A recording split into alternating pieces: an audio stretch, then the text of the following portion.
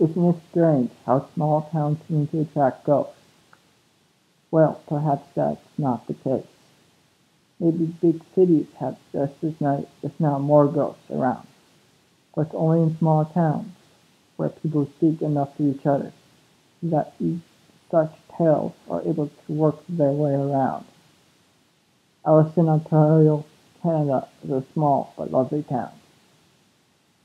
There's a lot of history there, from a small section of railroad tracks dating from the time the town was founded over 100 years ago, to a museum that has records of just about every house in the area. If you ask some of the locals, they might tell you tales about certain houses. Odd tales.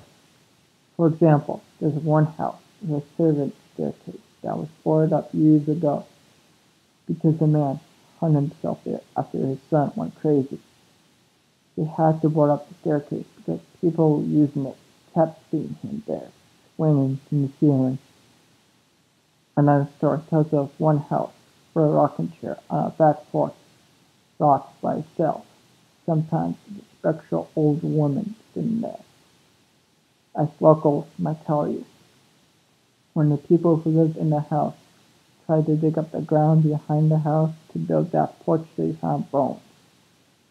They thought they were the bones of someone's pet until they found old worm-eaten clothes nearby. Then there's a house that once held the first veterinary clinic in the town. What is currently used as a shed used to be a building where operations were performed. They say that animal ghosts can be seen and heard around there, dogs and cats and the like. Some locals may even claim their own homes to be haunted. Just little things they can't explain. Objects appearing or disappearing, or relocating without anyone around.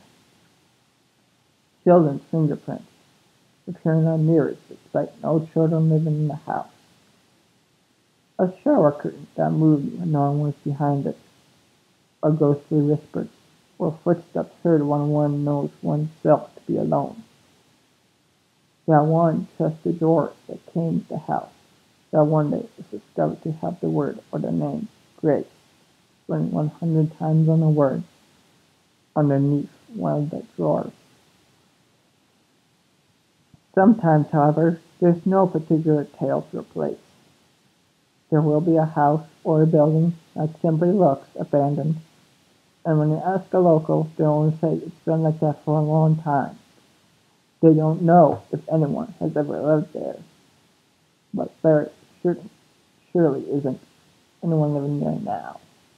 And yet, in such a lovely, charming, happy town as Elliston, where would there be that random empty house sitting between two thriving families?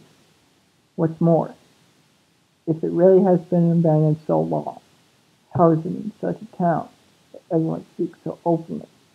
How is it in this town no one knows why the building has been abandoned so long? In some ways, this lack of knowledge makes the journey past such buildings more unnerving as the mind begins to come up with its own explanations. And it is possible that all these explanations are still far from the real reasons why no one has even bothered advertising the empty house for sale.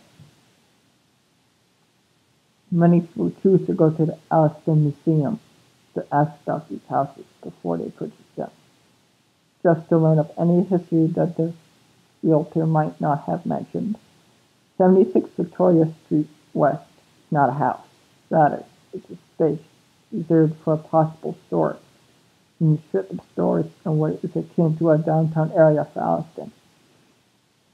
In such places, stores may come and go regularly, and surely there isn't much reason why 76 Victoria Street West should be any different, as it isn't that much bigger or smaller than any of the others in that strip stores in Alliston, Ontario, that come and go with the wind. Unlike other empty spaces in the strip, there's no sign on it or any advertisement anywhere stating that the space is available for rent. And for as long as anyone can remember, even as other stores have come and gone, that store has remained completely empty. Nobody seems to know why.